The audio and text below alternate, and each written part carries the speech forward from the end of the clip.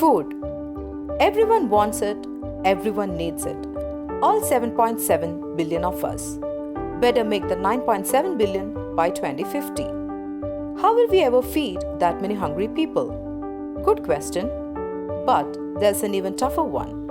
How will we ever feed that many hungry people safely with quality food while caring for animals, environment and communities? How will we ever feed that many hungry people responsibly? But how big of a problem is what we eat? I mean, does it really make much of a dent in something as huge as global warming? It turns out, what we put out on our plate matters a lot. About 25% of all the global climate change problems we see can be attributed back to the food choices we make on a daily basis. This is greater than all the cars on the planet. In fact, it's about twice as much global warming pollution as the cars. Studies have shown that there is a connection between climate and diet. The team has crunched the numbers to figure out how much carbon pollution is produced by different foods and different diets. A lot of people feel really helpless when it comes to climate changes. And what research is showing is that your personal decisions really can have a big impact.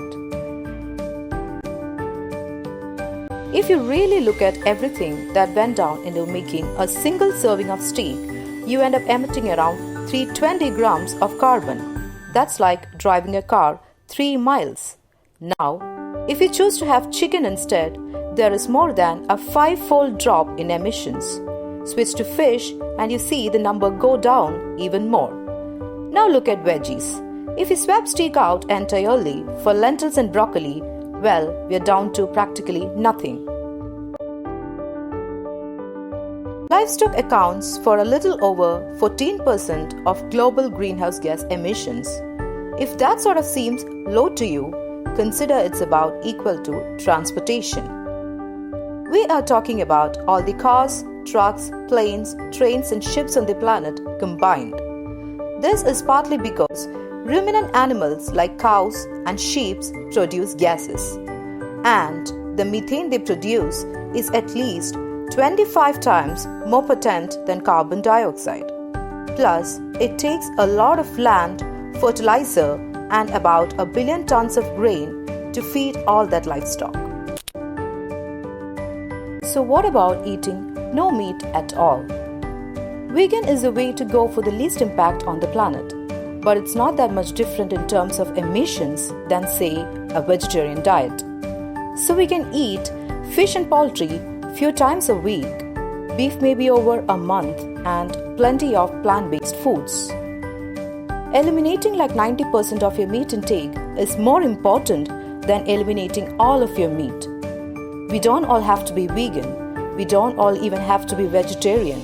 If we can just reduce our meat intake, every little bit helps. Each step of the food system, production, processing, distribution, consumption, needs to be adjusted to ensure healthier food to our growing population and to reduce its environmental impact. But, above all, it's necessary to bring all the stakeholders together.